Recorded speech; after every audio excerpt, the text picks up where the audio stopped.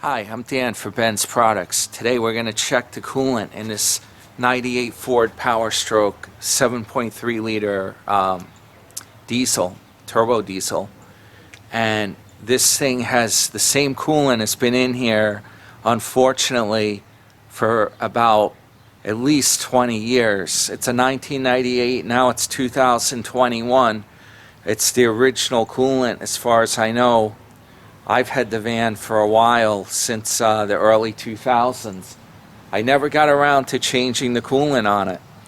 I've added in a little tiny bit of the green Prestone from time to time as it needed. But I was looking on YouTube and I saw there's a special test strip kit for this Powerstroke because it's subject to cavitation. So this alerted me. I should have been on top of this before. And if I change the coolant on here, I have the additive, which I'll go over later. And I'll go over more about these test strips. But as you can see, the bottle has this comparison graph here. Nitrates, pH, and I believe there's one more thing it tests for. Percent glycol. What's in here though, I wonder how this works, because I'm going to show you in the light here. You put some barking dogs in the background. We don't want this to come out too professional. This is what the test strip looks like right out of the container, and it has a desiccant in there, it looks like. So it's already colored when it comes out of the container. You can see, I'll show these inside, but like the cameras, it might be hard for it to pick it up. There it goes. It's 3 different shades of like pink, and this one looks more like a yellow. So the deal is, you dip this into the coolant and it's going to react. And I have a little tweezer here to do this without making a mess or dropping this test strip in here. Let's just see what these others look like. Yeah, they all look like that. They all have the same coloring. That looks like it's normal. It expires in April of 2022. So that means they only give me what is it? It's almost April of 2021. It gives me 1 year. That's all the shelf life is. I can't believe that. I'll keep this thing real tight. And let's see if it does tell me any instructions on here before I dip this thing in and muff it up. Let's see here. See instruction sheet. Now, I don't remember getting an instruction sheet. Okay, here's the graph is right on the bottle, the comparison graph.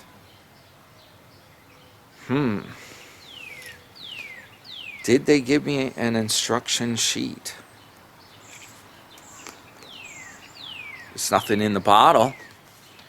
I'm going to look for that. I think I vaguely remember seeing something like that. Maybe. I'm not even sure if they sent it. So here, we'll take a look now. Right, I'll zoom in so we can see it better. Okay, here's my coolant tank. As you can see, the stuff looks pretty good in here. Doesn't look bad, but who knows? Let's see what we got here.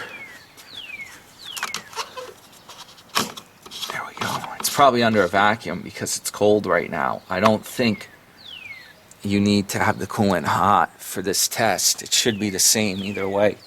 Okay, so the question is, how well do these colors show up on the camera? And it's not looking too good for the camera. I'll have to like bring this strip I'll have to bring indoors and put it under a light once I do it, so we can get a good look at the colors. If I don't drop it, make sure these tweezers grip it. I don't want to drop it in here. Oh, that's way down there too. This is going to be a problem. The thing is a deep to dip it, if I can even get it in there without dropping it. Okay, it's in there. Oh yeah, it's turning color already, and I better pick this up before I drop it in the thing. That's all I need. It would be very hard to get it out of this container. Okay, I see it changing. I don't know if that's good or bad. Ha. This one, oh yeah, you can see it here. This one here is turning really into like a, that looks to me like a brown color. This one here is turning purple. And the one on the outside is still kind of yellow. Let's see, which one is which? That's the question. Charge. That looks like it's near 0. Yeah, ideally this is supposed to be pink or even like a dark purple color almost. This one here looks like it's way down at the bottom here. It matches up to that color way down here, which is percent glycol, which would make sense. It's 60% glycol as opposed to 50. It probably is, because I probably poured some concentrate in there to top it off. Then the pH, let's see, man, this is somewhere around 7, I guess, on the pH. Or is this the pH? Oh, I bet you that's it. This one's the pH right here. It's 7. It matches up to 7. And we'll see what, I think that's within range. So it says unsatisfactory as a star at 6.5. So it looks like the 7 is correct for the pH. It's within range. I'm going to look up this stuff and figure it out and bring this thing indoors to compare. So we got 7 for pH. We got 60% glycol. I believe that's the glycol one. Yeah. I don't know. I don't think it would be that, because then the glycol would be... This color doesn't make sense for that. Yeah, that's got to be the glycol color. So, which would make sense. We have plenty of glycol. Now the nitrate, it looks like it's 0 charge. And that would make sense, because they said you have to keep adding that additive. Motorcraft makes a special additive. I'm going to show you. I have the bottle. I just got a bottle of it. So I haven't added that in here in like 20 years. So, alright, so let me go inside and we'll film from there. Okay, here's the deal. I found the instructions for this thing. Well, guess what? These things are not even in color, man. This sheet's useless. It tells you how to do it though, but you gotta go by the bottle. The thing I was showing you outside, you might get a better view of it in here. I don't know what's going on out there today. I thought outdoor light was the best to shoot videos in, but it's cloudy out in New York today, and just the way the lighting is out there, the colors looked washed out. Here's my test strip. Maybe we can get a better view of this in here as well with the colors. This is what it looks like right here. Okay. For you experts out there that know how to test, you should be able to figure this out. I'm going to show the bottle too. It said 2 minutes, which is approximately the time that it took me to bring this in. Now, let's see, on these instructions here, and I have my Ford shirt on here since I'm doing a Ford related video. Let's see, dip 1 test strip into coolant sample that is below 110 degrees Fahrenheit or 43 Celsius. Okay, for 2 seconds they want it dipped in there, and then says remove and shake excess liquid off strip, which I pretty much did. After 25 seconds, match color for freeze point and pH, which would be that glycol. I apologize for being out of the video here. There would be the glycol and the pH, which I was talking about outside, so I filled you in on that. Then it says after about 1 minute, match color for nitrite or nitrite. That's got to be it. End pad, it says, which is the one on the end, which is what I was thinking when I was out there. And follow maintenance recommendation. Oh yeah, and they have a warning, which I would say that anyway, but before I forget, never take the damn radiator cap off when the thing is hot, because it can actually, it's a high pressure cooling system, so it can be over 212 degrees, which is boiling point of water.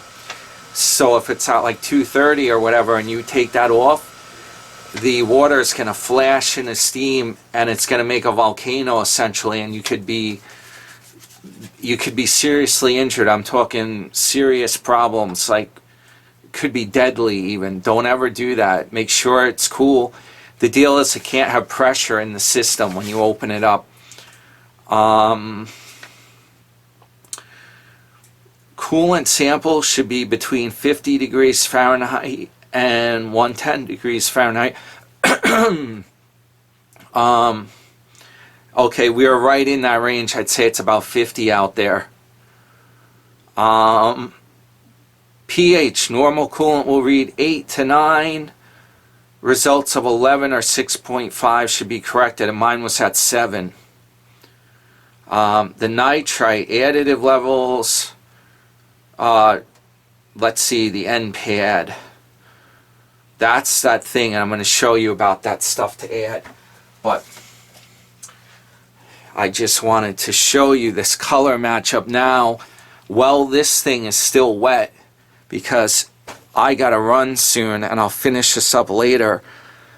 But what I wanted to do, I have a feeling once this dries out, the results aren't going to be valid, so I'm trying to get this filmed right away. So this is the color. Let's see if I can get a good read on this. This is the color on the bottle. The end strip, which would be this one here, is for the nitrite. And you can see that pretty much matches up. Let's see if we can see, if you can see it in the camera. I'm trying to get, this is harder to do than it looks. I am learning. I'm holding the bottle upside, like, okay, I'll hold it right side up. This is the way to do it. Okay, so here's the nitrite. And you can see there's actually a color right up here ahead of the pink, which is like yellowish. And that looks damn close to that end strip on my tester. And that says the charge is 0. This pink one here says recharge. It's under 2, it's 200 or less. What they want is like this darker pink or even this. And this one here is ideal. This one says flush. So I guess you have too much additive if it turns that color. But according to mine, it says 0. And that makes sense because I've never added any of that stuff in the whole time I've had it. Not good. Yeah, the glycol or the freeze rating is excellent. It's down to minus 60 Fahrenheit. That's plenty good for here because I probably have topped it with concentrate. Then the pH range, this one's kind of at, actually it's closer to 8 now. Look at that. The green matches pretty much up with 8. There it is. There it is right there. Between 8 and 7. I would say that's the best match. So the pH is good, the glycol is good, and the thing essentially has been running with no additive. So hopefully I don't get a problem with cavitation. So What this thing came with here, I'm going to show you. It came in this little box. This one is actually, it says Wix filters on it. And of course it would be good if I held it this way so you could see what the part number is. This was the closest thing, the only thing I could find to test this. There is not much of a choice. And 50 coolant test strips, but they're only good for 1 year. I forget what I paid, like 15 for this. I couldn't find much else. There's not much out there. And the only thing it came with is this little instruction sheet in a couple different languages back here. Okay, which has some good tips on here, but then you have to use the bottle to actually look at the readings you got. So I'm going to find the additive, and I'll do a little more on this video. I'll be right back, which is I'm actually got to do errands, and I'll be back later. Okay, I went up to the garage and I found the additive that we used. Well, that I'm going to use. I haven't put it in yet. This is what I got, and believe it or not, I got it right over the internet on Amazon. I did a search. A lot of times I like to go to AutoZone because it's a store you can actually like walk into, and a lot of times they have stuff in stock, and you can like actually look at it, and you don't have to just trust something you're buying online. Well, I searched for it on AutoZone first, and I couldn't find it. I had to resort to buying it online, and I got it off Amazon. I found the supplier. Okay, so what this stuff is, which anyone that has a Powerstroke, except I knew there was something out there, but most of Powerstroke people know about this. VC8 it's called, and the one I got is actually Motorcraft Ford, as you can clearly see, or somewhat see. It looks like the OEM additive, and it says motorcraft.com. Yeah, this is the real thing. Made in 2020, Ford Motor Company, so it's not like a really old product that was sitting around or something like that. This stuff is like microprint. I gotta take my glasses off because I have the opposite problem of somebody with reading glasses. I can see close up perfectly, but I can't see far away good for like driving and stuff. Okay, so they say what you do is you shake this stuff up. You add 4 fluid ounces of this additive, which is called VC8, per gallon of cooling system capacity. So 3.78 liters, they say, or 1 gallon. So the 7.3 liter in my van, that thing takes a lot of coolant. How many ounces are in here? It's got 1 pint. A pint of Guinness for St. Paddy's Day, but you don't want to get this mixed up with Guinness, that's for damn sure. So now the question is, how many ounces are in a pint? I think there are 2 pints in a quart, and I think that there are 32 ounces in a quart. So would that be 16 ounces in a pint? I hope I'm right about that. I gotta look that stuff up. The only time I always run into that, anyone that has a 2-stroke, like a weed whacker, or they need to, or a boat with an outboard, they need to mix that pre-mixed fuel. You always gotta like break it down. How many ounces of the oil are you gonna put in your per gallon of gas, and I'm pretty sure, let's see, when I get a quart of the two-stroke oil, it's got 16, I believe, 16 ounces in it. So, no, it must have 32 ounces in the quart. So then you can put 8 sections of 4 ounces to mix up for the gallon of fuel. That's got to be it.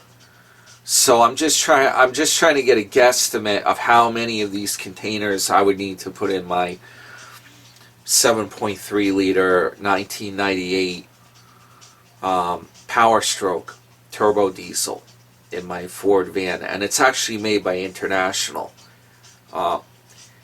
It seems to be a good engine if you get the kinks worked out of it. The engine itself is good. The problem is the way Ford put the fuel system in. And that's actually another video that I should really do sometime. But this one is a real tough, it's no day in the park. You have to, I've done it before and I should have filmed it. You have to take the fuel tank out and modify the system that is in there. They have a system to pick up the fuel and also like recirculate it, but the problem is the filters get plugged in that Powerstroke and it can leave you stranded on the side of the road. That's one of that's the biggest reliability issue with it. Now the other one, because it's direct injection and I believe it has wet liners in there which have coolant right on the other side of the steel that, or the iron liner that the pistons are in. So there's a lot of vibration to make cavitation of the coolant. In the Mercedes diesel, they have a dry liner, if I'm not mistaken, and the block is, the cylinders are cast into the block, into the cast iron, so it's all one piece. So I guess that helps reduce cavitation as opposed to having liners that are sealed with O-rings or rubber, and you have the coolant on one side and the engine, the explosions inside the combustion chamber on the other side. So therefore they have this is the whole point of this additive, and I believe I've scoured the internet and I believe you can use this with the green Prestone, the standard coolant, which I use in that van because that's the stuff from back from 1998, and it seems to work okay. I mean, I try to keep the level up. You saw the glycol level was fine. It was like over 50-50. The only problem is there are corrosion inhibitors which degrade over time in that coolant. So this thing here, this is probably 16 ounce, probably 4, so per gallon, you're talking 4 gallons of coolant this thing can treat. I believe that's correct.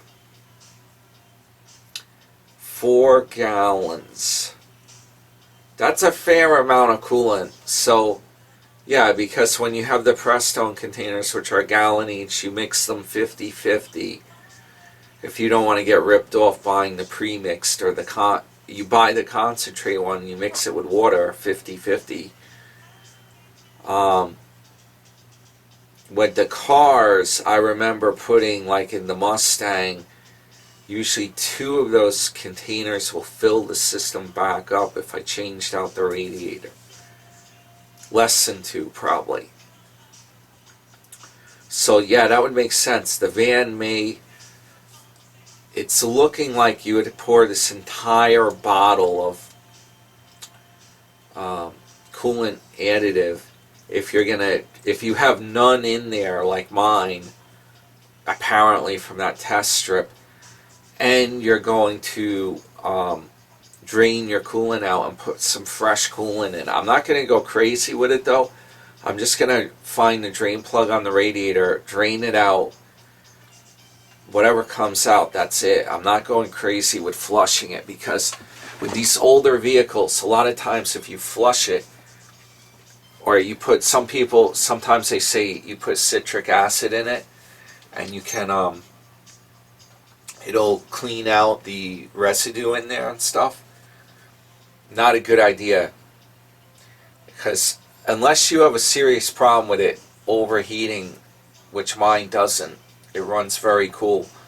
You don't want to play games with that, because it's going to cause the radiator or a small part to possibly erode and start leaking.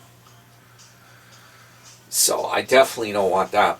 Okay, so what I did, I looked up on my account, my Amazon, when I bought this thing and how much it cost. I just bought it. This is current. 2021. $13.47. Genuine Ford VC8 diesel cooling system additive. Oh, there it is, 16 ounces. 16 ounce. So I think I was right. I think I figured that out. $13.47 is the price I got this for on Amazon. And I looked around, and that seemed to be a really good price. And this looks like the real thing. And yeah, it has a foil seal on here, which is good, so it doesn't mistakenly leak out in shipping or anything like that. So we got this thing here. And then, okay, the test strips, which these things are done by Wix Filter. Which is kind of weird that Ford doesn't also have a Motorcraft test strip. They should really sell it with that damn VCA additive. They should sell the test strip. Okay, this is what the thing looked like. And again, I got this on Amazon too, and it came with that little instruction sheet. It's in here. I should really give these damn test strips away. Maybe I'll do that if I do a live stream. If I do a YouTube live stream or something, I'll do this as a prize. I'll give a couple I could send a couple of them to several people, because I got 50 of these and they're going to expire in 1 year. Once I get the cooling system changed and I put in that additive, what I'll do is I'll use another test strip. How many am I going to use? Maybe like 2 of them to get to see if that's correct. And if not, I have to possibly buy some more of that additive if that doesn't bring it up to the right level. But I'm only going to use like 2 test strips, and maybe 1 next year. So I have like over 40 test strips probably. Here's the thing, after it sat now several hours while I was out at dinner and doing stuff. That's what the coloring looks like now. And you have this one here. Oh, that's bad color right there. It's the camera's doing that. Maybe it's my shirt or the bag. Okay. So this one here, you can barely see. This one is the yellow, the N one, which showed it had very little of that VC8 in it. And the other 2, this looks about the same as it did when I left. I don't think that that's really changed that much. It looks the same. So that's hours later. I gotta be careful I don't get that mixed in with my beer here. Gotta wash my hands. Here's our bottle. Here's our stuff. This is, yeah, the VC8 level here, if I'm not mistaken. Which is, what it is the nitrite. Then, dark one, yeah, this one here is our pH level, which is right in the middle, 8.0. You can see it there. I think it's that one there. The camera might make it look a little weird. The camera looks like that one matches it more, but I think it's more in person. It's this where is it? Let's see, right there. That matches it more. Then this thing here is like way down here, which is the glycol, because I added in the concentrate. And then finally this N1 shows you just about no VCA in the system, which I'm not surprised. Okay, so this thing I gotta clean up because that, who knows what's on there, all that glycol. Okay, so the test strip, this little thing here, I looked up what I paid for it. $15.33. Coolant test strip. Test kit, pack of 1. Wix filters 24106. I believe that's right here. I don't want to. Let's see. It says quantity 1, but weird. $15.36. I don't see where it tells you the number of test strips on this listing, which is kind of weird. But when I got the bottle, it said somewhere on here, on the bottle, it says 50 that you get in here. And I believe it, because in here you can see what it is. There's desiccant, and there's a ton of those test strips.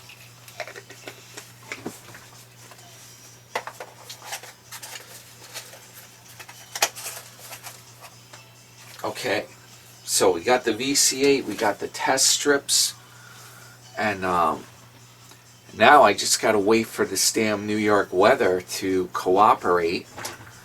At least the snow is pretty much melted away here. And I gotta get like a huge drain pan. It's, who knows how much coolant is gonna come out of that thing.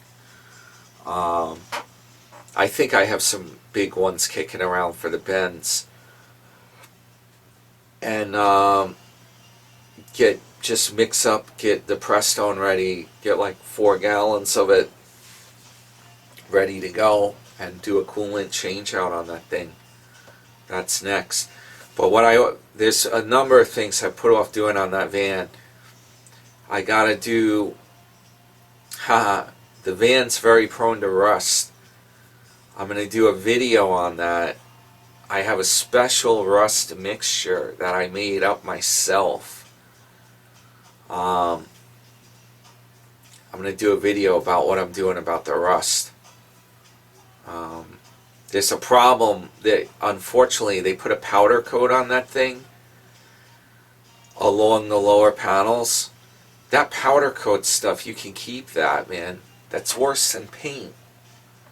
It's thick, yes, and it prevents rocks from chipping like paint would. But here's what happened on my van.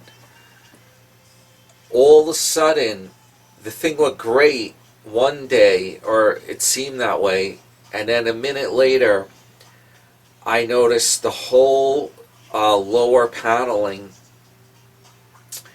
it's kind of like a facade underneath the van carriage, so to speak. The lower panels that cover up like where your fuel tank and everything is. All of a sudden, those things were completely rotted, and the powder coat was still there. It was still like masking it, but if you tapped on it, the whole thing just crumbled. What happened was the damn powder coat never adhered to the metal, and as it aged and it got some cracking, or moisture started getting behind there, it acted like a sponge. it rusted and rotted out the metal, man. It never stuck to the metal properly. I saw it all along the side of the van. It was like almost, it's self-destructed.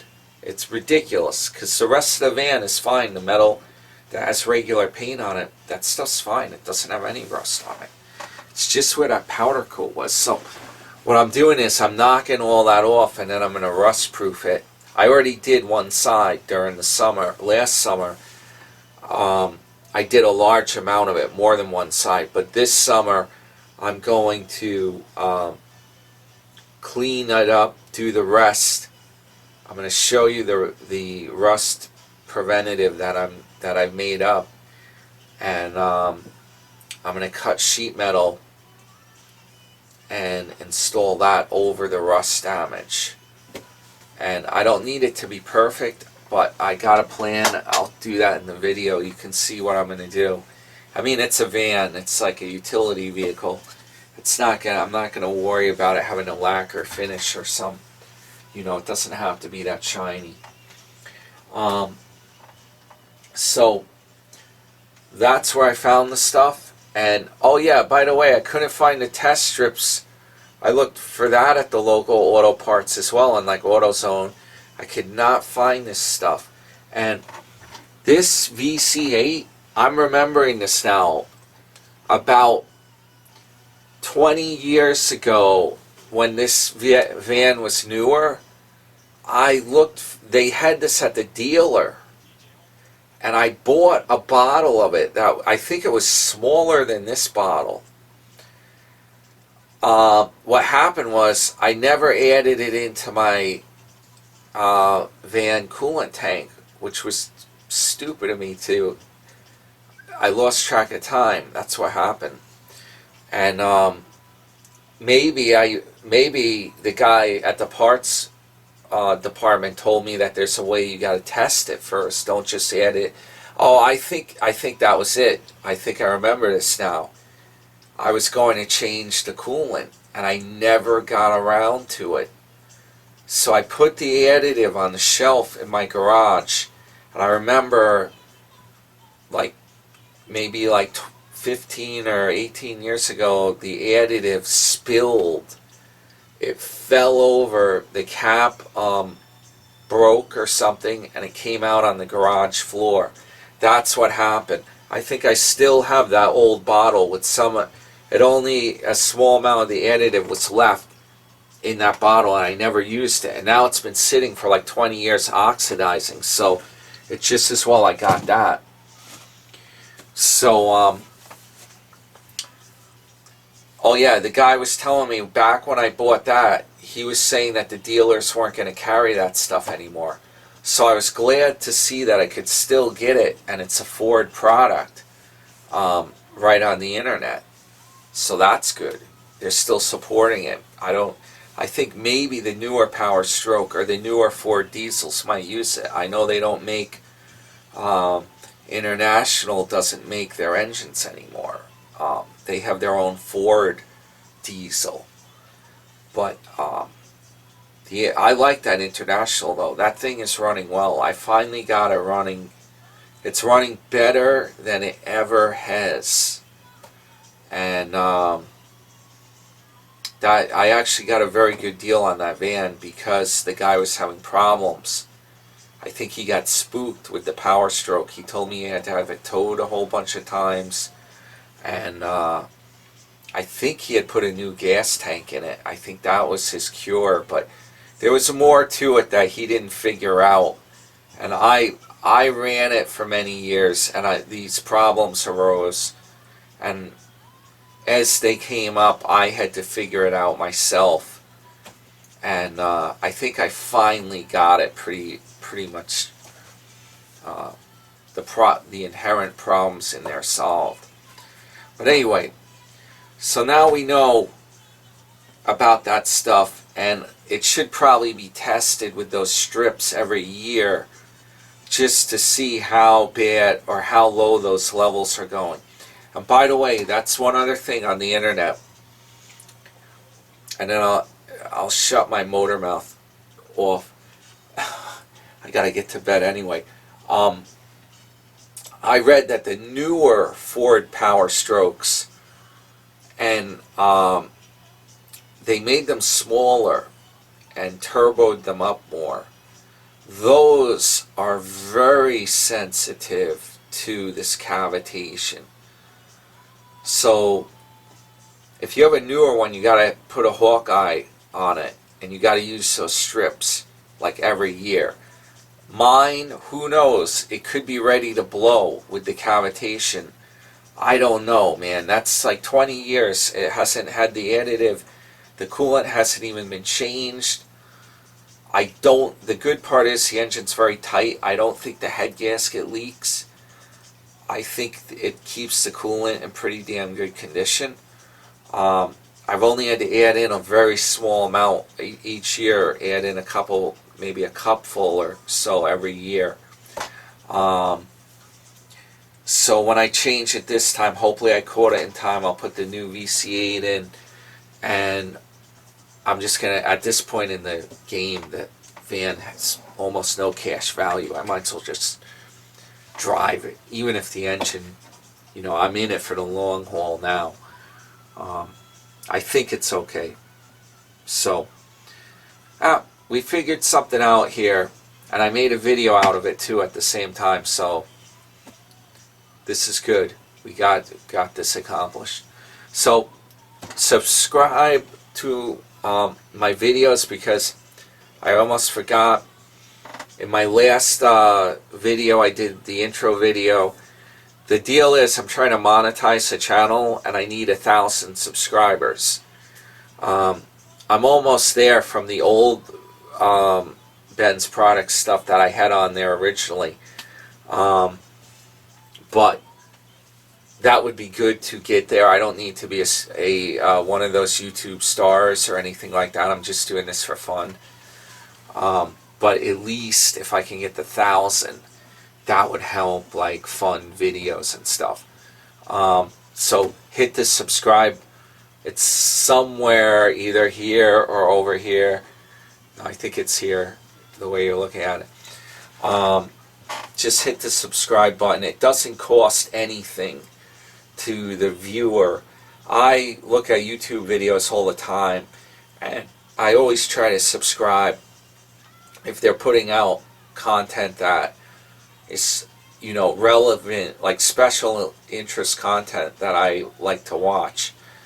In order to support them, I always hit subscribe. It's unlimited. You can subscribe to thousands of YouTube content providers.